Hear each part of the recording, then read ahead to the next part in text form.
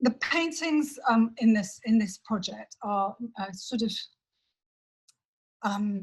well, slightly embarrassingly called penis paintings. It's no good way to say that on Zoom, because that's a kind of working title, and it's work in progress, which is doubly scary to show you all. But these are large paintings in oil paint, and that's something else I'd quite like to talk about, because I have been working in watercolour mostly for the last 15 years or so. So it's something that maybe people would be interested in talking about with me. So should we go on a bit of a tour around the street? Great. Let's hope this works. Take my notes, take my laptop. So we'll come back to those two big ones. So, okay, that's very much work in progress, that painting that you can see in the background. But they are all, they're paintings based on this amazing phallus, which was much used by artists like Kiki Smith, and I think Louis Bourgeois used the image of a Dionysian phallus, which the Maiad is often seen carrying, especially on a Greek vase. And there's a Greek vase in the Berlin Museum, which it has a very, very beautiful drawing of a female Maiad carrying this amazing olive phallus, which is a celebration, a Dionysian celebration. And Dionysius is the god of, the Greek god of wine, theatre, and kind of crazy, I suppose, some madness, but I'm going to annoy all the classicists here with my absolute vagaries. But he's also known as the Roman god Bacchus. I think the idea of the wine, Claudia, you probably correct me on this, but I think the idea of wine is something to do with life and death, and how I like the kind of extreme of the sort of madness, and also maybe the transformation. So transformation is a big theme in my work as well. And these paintings show the Maiad, or I take these to be the artist. So the female figure is the artist, and the phallus is the artist's partner, both partner and dance partner. It's also a portal, a doorway, a kind of fight sparring partner. But really these paintings are about,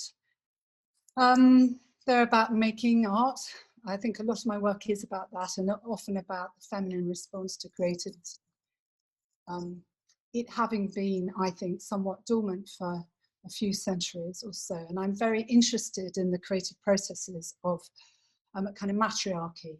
That it was very interesting hearing Laura Smith talking about that a couple of weeks ago, and especially her terminology of the word matriarchy. I thought it was very interesting. So yes, female creativity. Let's go on a little bit further. So that's one corner, and said hello to him before. That's one I quite like because I think it's really simple. It was an early painting where both the figure and the penis are really sort of really linked, and that's the idea. It's the ideal that they should be linked up, but they're not always, as you can see. So here is that's actually scarily like a painting I did in 1991 at the Royal Academy of Schools called Skirts, and another little study there. Then these at the back are some like I just thought I'd bring this up because these I've made a lot of tea towel paintings in my back garden. There's a couple of them here. Camellias on tea towels, talking about sort of new materials and running out of paper and stuff. Yeah. And I'll just come back to sitting here, not to send you all into a shimmy of dizziness. And I noticed amongst my friends and colleagues here how attached we are in our psyches to our studios. In fact, I was reading something more critical actually by Daniel Buren, writing about the studio as a frame. Maybe he probably thinks it's a construct. It is a construct, I suppose, but it's a very basic construct, the necessity to have a space where you make work that's static, where you bring portable work in and out. So I think the studio is very important, but of course it's a massive luxury in this day and age, and I'm very lucky to have a big studio because, you know, because we're a co-op and the way a charity and the way we work. But I was wanting to talk to Mark a little bit. Maybe we'll talk at the end about if he encountered in Japan and maybe a different attitude to the studio. Maybe the studio can be something we take with us in our head. I don't really know the answer to that, but I'd be quite interested if Mark, if you're out there. Yeah, he might join us. Can remember that question. Yeah.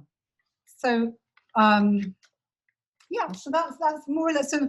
So basically, I've been working on these since I got back a couple of weeks ago. These are mainly oil paint, and they represent a very different attitude and a physicality. For me, after about 15 years making work in watercolour, watercolours are generally always flat and on the floor, and the work I made in lockdown again was on paper and restricted to paper, and there's something to do with the horizontality of the paper and the verticality of the oil painting.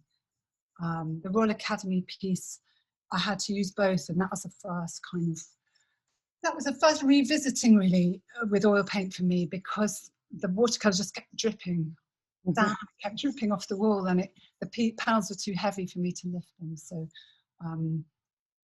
So basically, I'm at a hiatus in my painting generally, and I'm trying to find more fluid. I love the fluidity of watercolour, but I think the colour with the oil paint is nothing quite like it.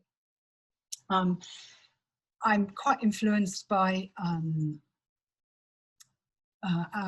someone like Calvino, writing about conditions of writing again.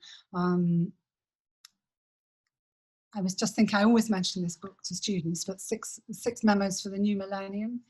And these are conditions which he thinks would be good. He's writing a lecture series, which he never actually gets to give to some Harvard students, and in fact he never makes it there, but he writes them down, and they're different conditions, and they're sort of different type of conditions which I've been interested in the last few years. The idea of multiplicity, being more than one thing, the idea of lightness, the idea of kind of visibility, sort of, and humour, and a sort of exactitude, but not exactitude in a kind of heavy sense, and an exactitude in just a sort of a precise image making.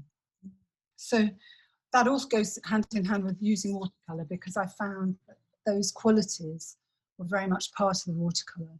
And a big shift in me has been during lockdown to try to make a slightly darker mark, and maybe a darker palette as well.